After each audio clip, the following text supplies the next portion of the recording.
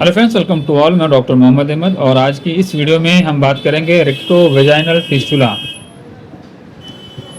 रेक्टोवेजाइनल fistula ये दो word से बना हुआ है, रेक्टो प्लस वेजाइनल। रेक्टो यानी कि रेक्टम आपका, जो यहाँ पे आप इमेज में देख सकते हैं, ये है आपका रेक्टम, प्लस वेजाइनल यानी वेजाइना जो है। जब इन दोनों के बीच कनेक्शन डेवलप हो जाता है तो उसे कहते हैं रेक्टोवेजाइनल। और फिस्टुला तो एक टाइप्स है। तो जो फिस्टुला आपके रेक्टम से वेजाइना में कनेक्ट हो जाता है उसे हम कहते हैं रेक्टोवेजाइनल फिस्टुला। आज हम इसी के बारे में डिटेल बात करेंगे। इस इमेज में आप देख सकते हैं, यहाँ पे जो है ये कनेक्टिविटी जो है यहाँ से दिख रही होगी आपको, ये एरो मार्क से दिखाया जा रहा है कि कैसे कनेक्टेड है। यहाँ से ये चीज़ें स्किन जो है यहाँ से इसमें जुड़ गई है, यानी कि जो रेक्टम से वेजाइना की जो है कैनाल में जुड़ गई है। रेक्टोवेजाइनल फिस्टुला एक्चुअल होता क्या है, जिसे हम शॉर्ट में VFV कहते हैं। तो रेक्टोवेजाइनल फिस्टुला जो था refer to the connection between the rectum, जो कि हम पहले इमेज में देख चुके हैं कि ये जो कनेक्शन है इसी को कहते हैं रेक्टोवेजाइनल फिस्टुला, यानी कि जुड़ गया इसमें। फिर उसके बाद end of the large intestine, end of the large intestine जो होता है वो आपका रेक्टम होता है। एंड द वेजाइना यानी कि फीमेल का जो रिप्रोडक्टिव कैनाल है, ये जो फीमेल की रिप्रोडक्टिव कैनाल है इसको जो है वेजाइनल कहते हैं। इसमें जब जुड़ जाता है तो ऑफन डिस्क्राइब ए मेडिकल कंडीशन एक है,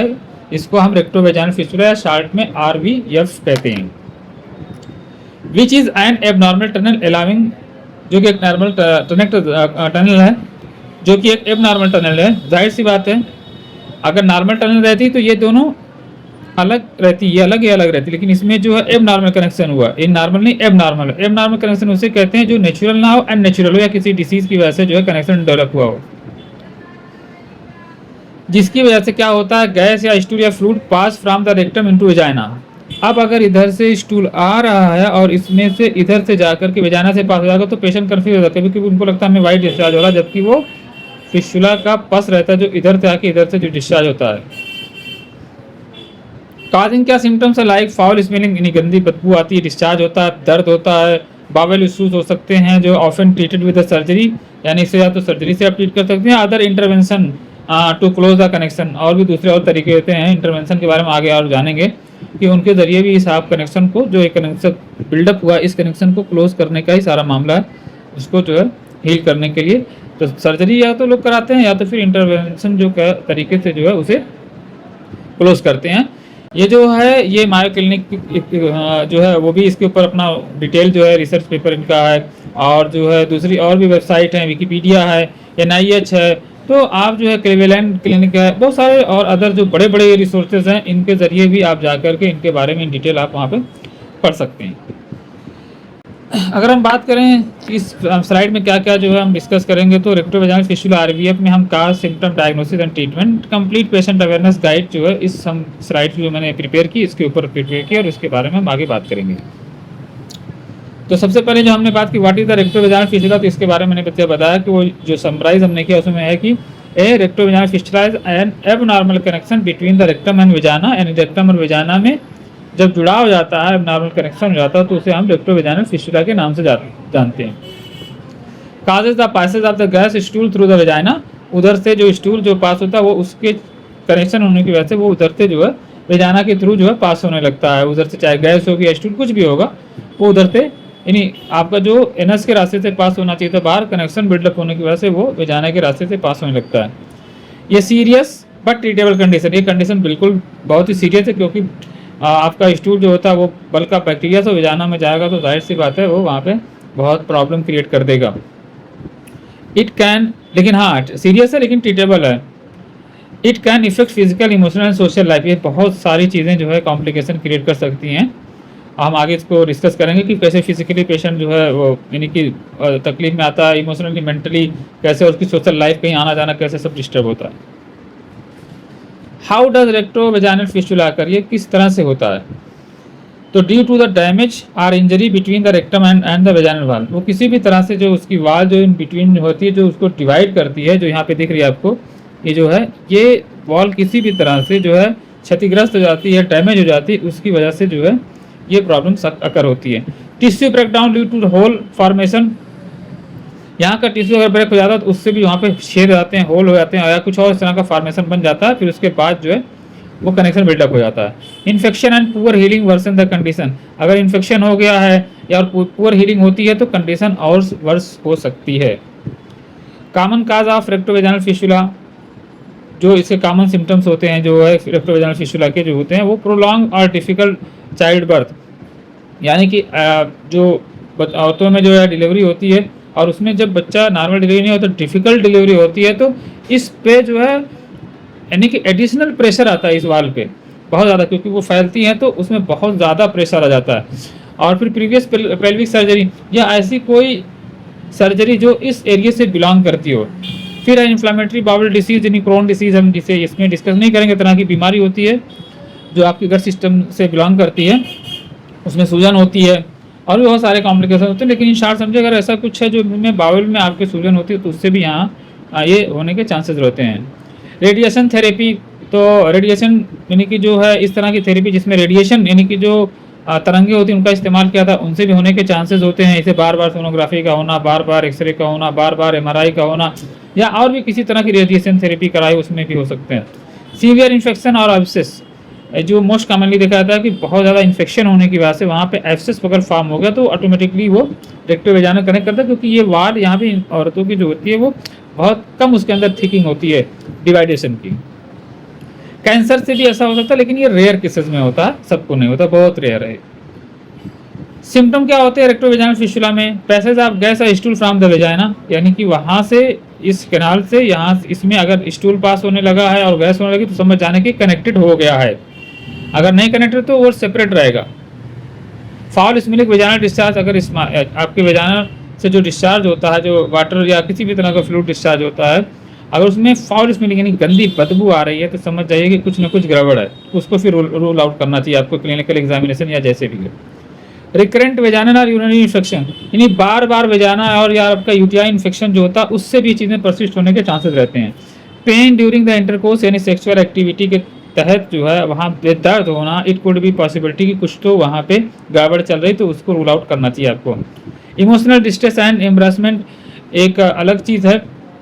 ऐसी औरतें जो काफ़ी ज़्यादा जो है मेंटली तौर से जो है यानी डिस्ट्रेस रहती हैं, बहुत स्ट्रेस में रहती हैं, उस तरह के पेशेंटों में भी इस तरह के चांसेस यानी कि जो है होने के चांसेस रहते हैं। हालांकि ये बहुत ही वर्सटाइल टॉपिक है, यहाँ इसे हम कवर नहीं कर सकते कि किस तरह से आपकी जो है ब्रेन से किसी भी तरह की न्यूरोजेनिक जो है कंडीशन जो है पेन क्रिएट हो सकता है, और बीमारियां जो साइकोसोमेटिक डिसऑर्डर हो सकता है, और सोमाटिज्म से आपको जो है बॉडी में किस तरह की डिसीज और जो है परसिस्ट हो सकती है, वो यहाँ टॉपिक नहीं, तो we will not cover it, just only जो है इसे हम रैंडम छोड़ देंगे। Who is at higher risk, कौन सबसे ज़्यादा इसके रिस्क कैटेगरी में आता है? वोमेन विद ट्रॉमेटिक डिलीवरीज, ऐसी औरतें जिनकी ट्रॉमेटिक डिलीवरी होती है, बहुत सीवियर पेन के साथ होती है, बहुत मेहनत के बाद होती है, बहुत उन्हें पेन होता है, हो सकता है माइनर जो है सर्जरी हो जाए, इंसिजन हो उनका हो, तो इस तरह की जो है मेजर हो सकती है। तो जो भी पेनफुल डिलीवरी बहुत ज़्यादा होती है, बस प्रेशर के साथ होती है, उन औरतों में इस तरह के यानी रेक्टोवेजाइनल फिस्टुला होने के चांसेस बहुत बढ़ जाते हैं।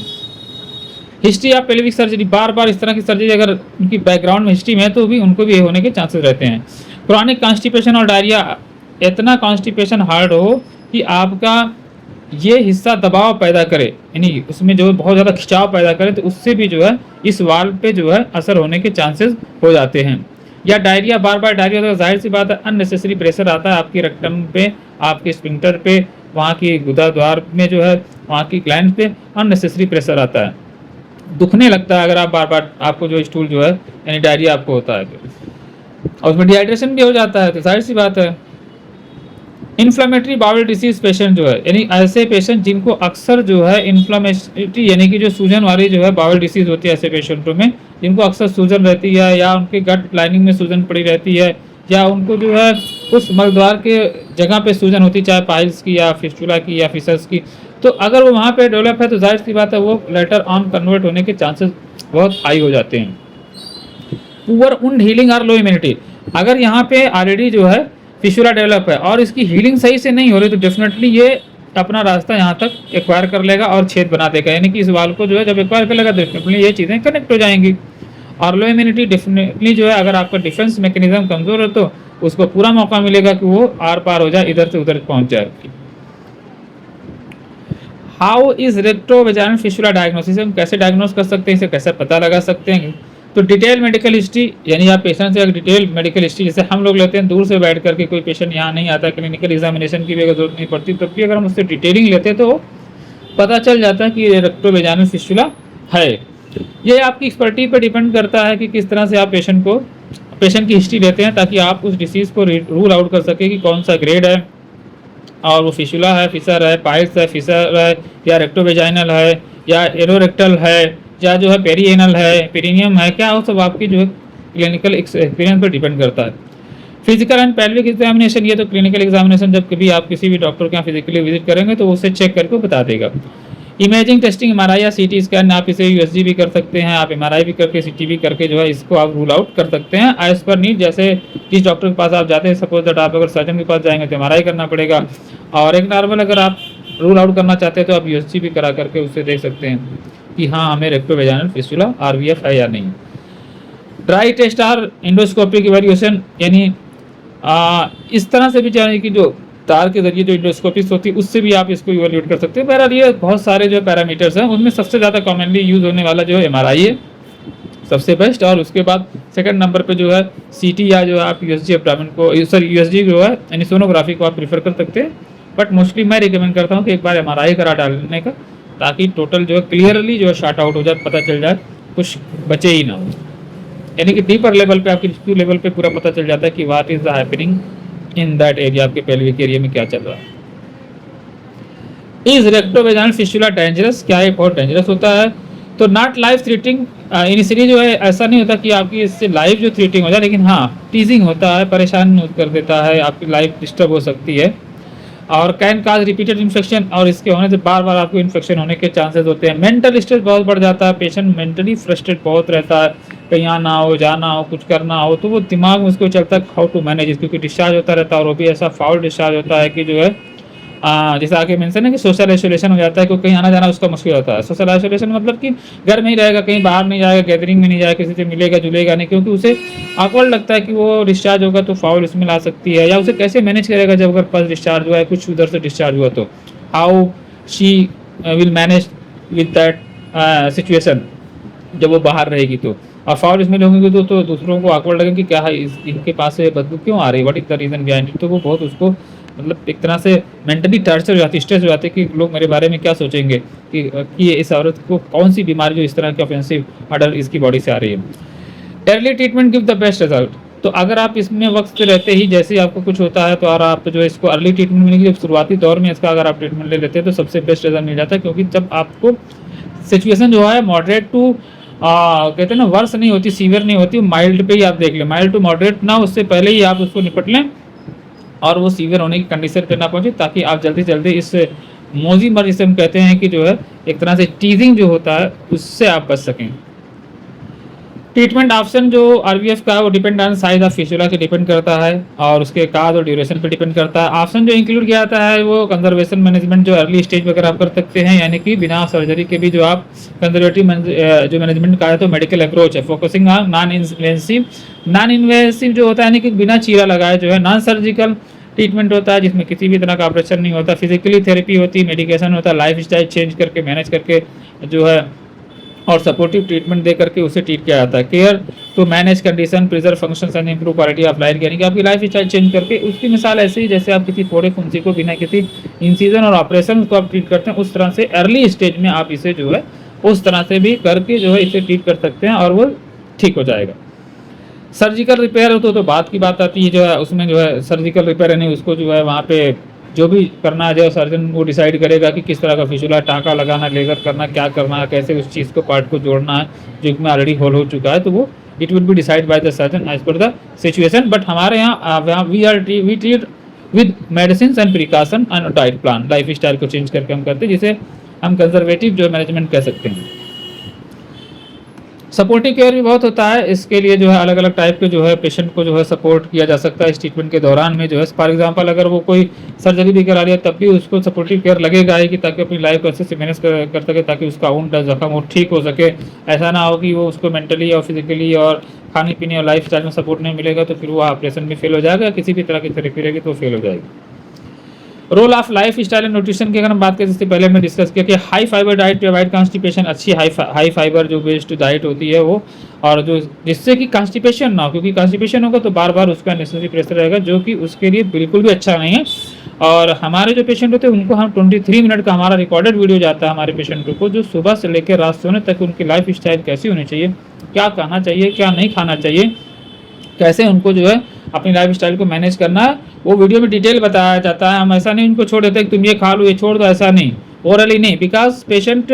कुड बी फॉरगेट, वो भूल भी सकता है पॉसिबल। और कितना हम उसको फ़ोन पे ओरली बताएंगे ये मत खाओ ये खाओ, फिर वो भूल जाएगा 2 दिन बाद क्या खाना था क्या नहीं। तो उससे अच्छा हम उसके बाकायदा एक वीडियो हमने रिकॉर्ड की जो कि पर्टिकुलरली पाइल्स फिस्टुला डिसीज यानी एनोरेक्टल जो पेशेंट डिसीज से बिलोंग करते हैं उनको हम शेयर करते हैं। हालांकि वो लाइफ स्टाइल कोई भी आदमी फॉलो करेगा तो उसकी लाइफ हेल्दी होगी, बट वो स्पेशली उन्हीं के लिए डिज़ाइन की गई है ताकि उसे फॉलो करके वो 50% तो ऐसे ही ठीक हो जाते हैं। एडिक्वेट हाइड्रेशन, बिल्कुल पानी जो हमारा जो बॉडी 70% फ्लूइड से अगर है उसका रोल इसमें अंदर है और वो बनी है उससे, तो डेफिनेटली हाइड्रेशन अच्छा होना चाहिए। लेकिन इसका बिल्कुल मतलब नहीं होना चाहिए कि यूट्यूब पे देख करके दिन भर में कोई 4 लीटर पानी पिए जा रहा है, कोई 5 लीटर पिए जाता है, कोई 7 लीटर 10 लीटर, ऐसा नहीं। एज पर नीड्स, जितना आपकी बॉडी रिक्वायर करती है वो रिक्वायर इस तरह से करती है, जितनी आपकी फिजिकल एक्टिविटी ज़्यादा रहेगी उतने आपकी बॉडी पानी की डिमांड करेगी, उस हिसाब से अच्छे से आप बैठ कर पानी पीजिए। मेंटेन हाइजीन रखिए, आपने उस एरिया को अच्छे से नीट क्लीन हाइजीन रखिए, अच्छे से उससे जो है वास रखिए, वहाँ पे किसी भी तरह की गंदगी ना हो, प्रॉपर उसका जो हाइजीन मेंटेन, जिसको जिस तरह से भी चीज़ें हैं उसे मैनेज करें under the supervision of doctor. अगर कोई कुछ आप सफ़र कर रहे हैं और नहीं सफ़र कर रहे हैं तो आप अच्छे से एक हेल्दी जो है पर्सन जिस तरह से अपने हाइजीन को मेंटेन करता है, जैसे अपने अंडर गारमेंट्स को चेंज करना, ऐसा नहीं कि उसमें कोई चीज़ ड्रॉप हो गई आप उसको लेके घूम रहे हो तो सराउंडिंग एरिया भी जो इन्फेक्टिव हो जाएगा। वो अगर कुछ कंडीशन फेस करें तो उसको टाइम टू टाइम चेंज करना ताकि जो है वो इन्फेक्शन कहीं और ना फैले। Avoid standing during the bowel movement, कुछ लोग होते हैं जिनका स्टूल हार्ड होता है, वो बैठ करके बहुत ज़्यादा जोर लगाते हैं, प्रेशर लगाते हैं, स्टेनिंग जिसे हम कहते हैं, तो उससे उस मसल्स पे जो है रेक्टम की मसल पे यहाँ पे जो है अननेसेसरी प्रेशर आता है। जब ये अननेसेसरी प्रेशर आएगा जाहिर सी बात वो ऐसे फैलेगा,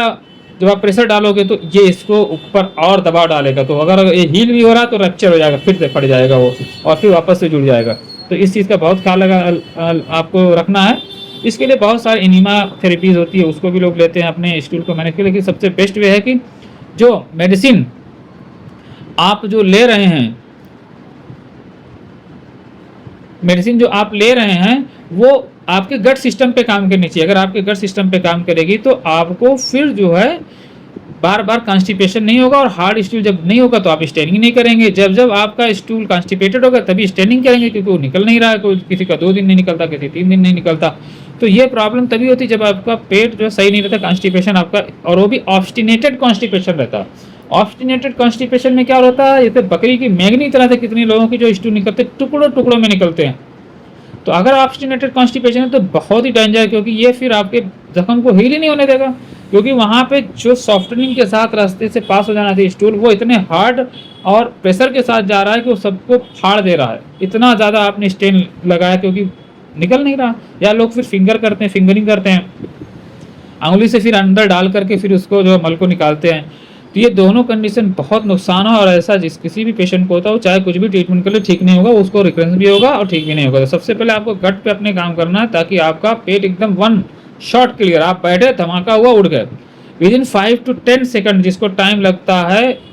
वो समझो सबसे अच्छा होता है। आपको सुनने में थोड़ा ऑकवर्ड लगेगा कि how it could be possible कि 5 to 10 सेकंड। अगर किसी को याद होगा उसका बचपना तो याद रखिएगा, जब कोई टॉयलेट घरों में नहीं हुआ करते थे और आपको जो खेतों में जाना पड़ता था तो कैसे मौसम बनता था। आप दौड़ते हुए रन करते हुए खेतों में जाते थे और कोई जगह देखते थे, और जब जैसे ही बैठते थे एक धमाका होता था और आप फ्रेश हो जाते थे और आप वापस आ जाते थे। आपको स्टेइंग नहीं करनी पड़ती थी। बहरहाल वो लाइफ स्टाइल एक अलग थी, उसमें खान पान आपकी फिजिकल एक्टिविटी बहुत ज़्यादा अच्छी रहती थी। अब हमारी वैसी लाइफ स्टाइल नहीं रही है। अब हर चीज़ हमारी फिंगरप्रिंट पे है, ऑर्डर कर दो आ गया, चीज़ें बगल में हैं। पहले तो किराने की दुकानें दूर हुआ करती थी, सब्जी की दुकानें दूर हुआ करती थी, स्टूल के लिए भी बाहर लंबा जाना पड़ता था, हर चीज़ पानी के लिए कहीं दूर नल पे कुएँ पे जाना होता, तो लाइफ स्टाइल अलग थी। अगर उतना नहीं मैनेज हो पाता तो कम से कम आप डेली अपनी लाइफ रूटीन को मेंटेन करें। जो हमारे पेशेंट उनको हम अपनी वीडियो में पूरा उनकी लाइफ स्टाइल कैसे मेंटेन करना, ताकि उनको ये सारी प्रॉब्लम्स इन फ्यूचर ना हो, ताकि वो इसी से ना बचें। अगर ये होगा तो आपको याद रखिए, आपको हार्ट बीपी हो जाएगी, आपको जो है डायबिटीज़ हो जाएगी, आपको माइग्रेन हो जाएगा, आपको थकन होगी, टायर्ड होगा, फटीग होगा, बहुत सारी कॉम्प्लिकेशन लेके आता है ये आपका बाउल मूवमेंट जो है, क्योंकि इसे उम्मुल इमराज कहा जाता है, पेट को बीमारियों की अम्मा कहा जाता है, तो मदर ऑफ डिसीज इसी का नाम है। तो इसका ख्याल रखेंगे तो ये आपका पूरी बॉडी का ख्याल रखेगा, अगर इसका ख्याल नहीं रखेंगे तो समझिए बॉडी में ऐसी कॉम्प्लिकेशन होगी, क्योंकि हार्मोनल इंबैलेंस होगा, आपका विटामिन का इंबैलेंस होगा, न्यूट्रिशन का इंबैलेंस होगा, आपकी होम्योस्टेटिक कंडीशन खराब होगी, आपका मेटाबॉलिज्म खराब होगा, आपका डिफेंस सिस्टम चला जाएगा, इम्यून सिस्टम डिस्ट्रॉय होगा। तो so many thing will be happen only due to this not killing your bowel movement. तो इसे बहुत अच्छे से मेंटेन करें, और ये हमारी वीडियो में ऑलरेडी बताया गया हमारे पेशेंटों को कैसे उसको मेंटेन करना, क्योंकि मैं इस वीडियो में तो उसे अगर बताने बैठूंगा तो ये वीडियो खुद ही जो आधे घंटे के ऊपर की हो जाएगी। Can rectovaginal fistula heal without surgery, बहुत ही गुड क्वेश्चन है, और इसका प्रूफ हम लोग अपने ऑलरेडी चैनल पे दिए हुए हैं कि आप वहाँ जाकर देख सकते हैं कि किस तरह से हमारे पेशेंट जो है फिस्टुला के फिशस के पाइप्स के ठीक हुए हैं। और अभी हमारे अंडर में एक लेडीज़ हैं जिनको जो है इस तरह का फिस्टुला जो रेक्टोवेजाइनल हुआ था वो अच्छे से जो है सर्वाइव कर रहे हैं, उनकी ज़िंदगी बहुत अच्छी गुजर रही है। हालांकि उनकी दो जो है ऑडियो ऑलरेडी अवेलेबल है चैनल पे, तो उसे आप देख सकते हैं। स्मॉल एंड अर्ली फिस्टुला में हील, इन्होंने लिखा है कि स्मॉल एंड अर्ली फिस्टुला में हील, तो ऐसा नहीं है, किसी भी तरह का फिस्टुला जिनकी 4 सर्जरी फेल होती है उनको भी हम ठीक करते हैं। हमने क्वेश्चन इसलिए यहाँ पे लिया है, गूगल से भी लिया है और इधर उधर से, ताकि हम उनका आंसर दे सके कि ऐसा नहीं है। वो हर किसी भी तरह का जो है फिस्टुला जो है हील हो सकता है, वो बस उसकी उस डॉक्टर की एक्सपर्टीज़ पे डिपेंड करता है। जिस तरह से हर डॉक्टर की सर्जरी सक्सेस नहीं होती, उस तरह से हर डॉक्टर का ट्रीटमेंट भी सक्सेस नहीं होता। हमारे पास कुछ लोग 13 महीने भी होम्योपैथिक ट्रीटमेंट लेकर के आए हैं, तो इसका मतलब नहीं वो डॉक्टर फेलर नहीं, हर डॉक्टर की अपनी स्पेशलिटीज़ और एक्सपर्टीज़ होती है जो पर्टिकुलर फील्ड में रहती है, जिससे उसको एक्सपेक्टेड रिजल्ट मिलता है, उनसे आप ट्रीटमेंट लें। प्रॉपर मेडिकल सुपरविजन इसमें जो है रिक्वायर होता है डेफिनेटली, क्योंकि ना उसके जो है आप ट्रीटमेंट ही नहीं कर सकते हैं। इन्फेक्शन कंट्रोल डेफिनेटली वो अगर नहीं रहेगा तब भी वो बढ़ता रहेगा। न्यूट्रिशन सपोर्ट, जैसे हमने बताया हमारी वीडियो में बताया जाता है किस तरह से जो है आप न्यूट्रिशन सपोर्ट जो है ले करके जो है और अपनी बॉडी को हील करते हैं, अपने इम्यून सिस्टम को जो है कंट्रोल कर सकते हैं। क्रॉनिक जो केस यूजुअली नीड सर्जरी, तो इसमें जैसे मेंशन किया गया जो क्रॉनिक डिसीज होती है उस केसेस में जो है यूजुअली जो है सर्जरी की रिक्वायरमेंट होती है, ऐसा बिल्कुल भी नहीं। हमारे पास इसका प्रूफ है कि जो हमने ऐसे पेशेंटों को भी ट्रीट किया है जो 4 सर्जरी फेल है, तो जाहिर सी बात उन्हें हम क्रॉनिक केसेस की जो कैटेगरी में ही रखेंगे, नॉर्मल में तो बिल्कुल भी नहीं रखेंगे, क्योंकि वो एक टाइम में रहता तो ठीक है। वैसे भी फिस्टुला इटसेल्फ एक क्रॉनिक डिसीज है, और रेक्टोवेजाइनल फिस्टुला तो और भी ज़्यादा डेंजर, क्योंकि दो चीज़ों को यानी कि आपके जो मल द्वार को यानी रेक्टम को और आपके वेजाना को दोनों को वो कनेक्टेड कर रहा है, तो ये तो और भी क्रॉनिक हो गया, और भी डेंजर हो गया। बट हम उसे डील करते हैं और बहुत अच्छे से मैनेज करते हैं, और इसके लिए जो है प्रूफ अवेलेबल है यूट्यूब पे, आप जाके वहाँ देख सकते हैं।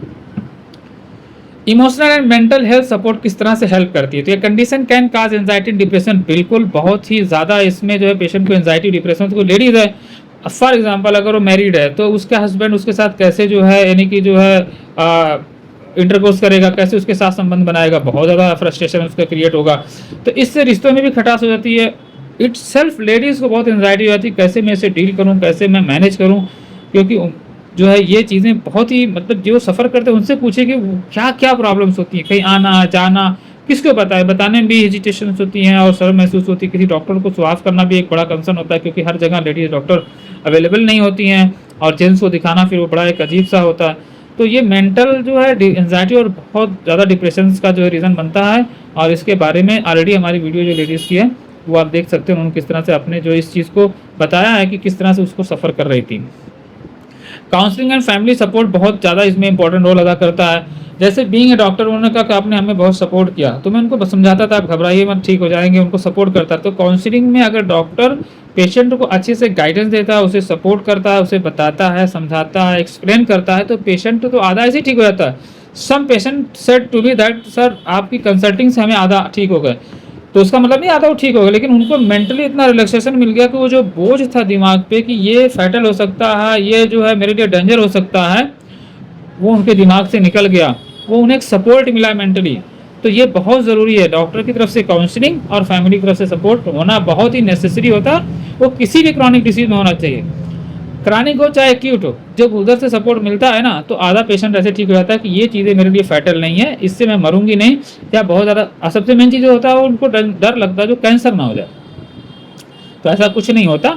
हाँ, बट उसको केयरलेस नहीं छोड़ना है कि वो फैटल हो जाए आपके लिए। The patient should not feel ashamed और पेशेंट को भी अपनी तरफ से सोचना चाहिए, अगर डॉक्टर ने बता दिया है कि ये फैटल नहीं है तो उसको भी अपनी तरफ से शर्म महसूस नहीं होनी चाहिए, उसको झिझक नहीं महसूस होनी चाहिए, उसको भी ज़िंदगी बिंदास गुजारनी चाहिए और under the supervision of doctor. इसका मतलब नहीं बिंदास गुजारने का मतलब है कि just be forget about all the thing, तो वो होने ही नहीं देगा, कोई दर्द और पेन क्रिएट करेगा तो खुद आप परेशान हो जाओगे। लेकिन शर्म नहीं महसूस नहीं करना, डॉक्टर से खुल के बात करने का, बताने का। आप अकेले शाई फील करते हो, किसी आप जेंट्स को अपने साथ लेके जाओ या ऑनलाइन कंसल्टिंग करते हो तो फिर तो मसला ही हल हो जाता है कि आपको किसी को चेहरा ही नहीं दिखाना है, आप जो है सिर्फ कॉल पे अपने सिम्टम को बताओ या अपनी MRI रिपोर्ट या यूएसजी को शेयर करो, डॉक्टर देखे उसके अकॉर्डिंग और भी सवाल जो करना हम करके आपको मेडिसिन डिस्पैच कर देते हैं all over India as well abroad, और आपकी बीमारी बिना किसी डॉक्टर के यहाँ विजिट के ठीक हो जाती है। कब डॉक्टर से कंसल्ट करना चाहिए? When to consult a doctor if you notice stool और gas from coming the vagina, अगर उधर से आ रहा है इसका स्टूल या और वेजाइना से जो आपका गैस या स्टूल कुछ भी अननेसेसरी पार्टिकल ऐसा लगता है कि जो कुछ ऐसी चीज़ जो आपके एनल के रास्ते से जो इधर से आनी चाहिए थी वो इधर से आ रही है तो फ़ौरन डॉक्टर से कंसल्ट करें।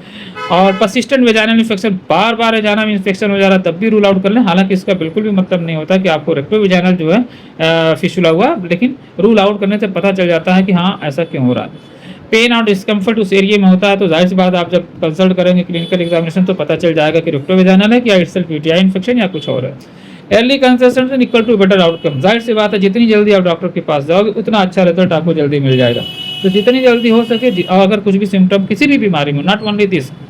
किसी भी बीमारी में जैसे भी कोई सिम्टम परसिस्ट होता है आप उसे कहते हैं सांप फन उठाए उससे पहले आप उसका सर कुचल दो। तो any kind of the disease just like a snake, उसके जो है सांप की तरह से होती है, तो उससे पहले वो वर्स हो, माइल्ड टू मॉडरेट और सीवियर कंडीशन पहुंचे, वो सिम्टम पे ही उसको किल करो। सिम्टम में उसका सॉल्यूशन आप अगर हल निकाल लोगे तो आपकी लाइफ को टीज करने से वो कहते हैं ना बच जाओगे आप।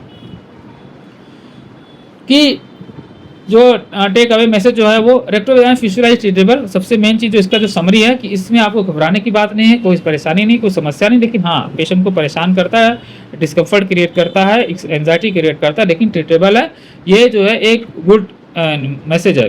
अर्ली डायग्नोसिस प्रिवेंट कॉम्प्लिकेशन, अभी हमने जैसे पहले बताया कि जितनी जल्दी उसको डायग्नोस कर लेंगे उतने ही जल्दी आप उसकी कॉम्प्लिकेशंस यानी कि जो सीवियरिटी लेवल से आप बच जाएंगे। Proper guidance and care restore the quality of life, की जितने गाइडेंस जो डॉक्टर देते हैं, जो प्रॉपर आपकी जो मेडिकेशंस है और आपकी लाइफ स्टाइल्स है, खान पान है, प्रिकॉशंस है, जो भी देते हैं, अगर आप उसे फॉलो करते हो और उसकी उसी तरह से करते हो तो वो आपकी जो quality of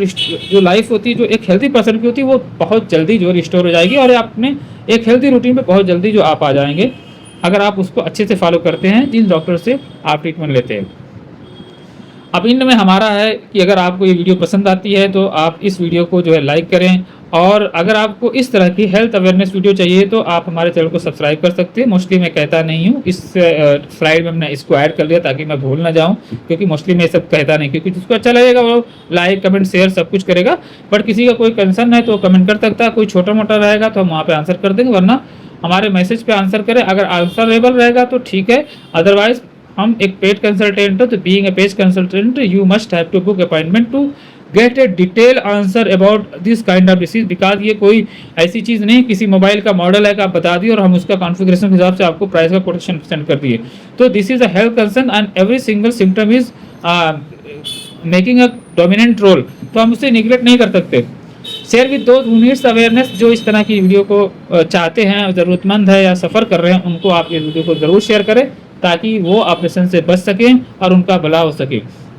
as a proof हम आपसे लास्ट रिक्वेस्ट करेंगे, आप हमारे चैनल पे विजिट करें, वहाँ पे ठीक हुए पेशेंटों का वीडियो देखें, definitely you will like and think 100 time before operation. आप हमारी वीडियो को जरूर देखें, उसके बाद डिसीजन लें। Thanks for watching, see you in the next video.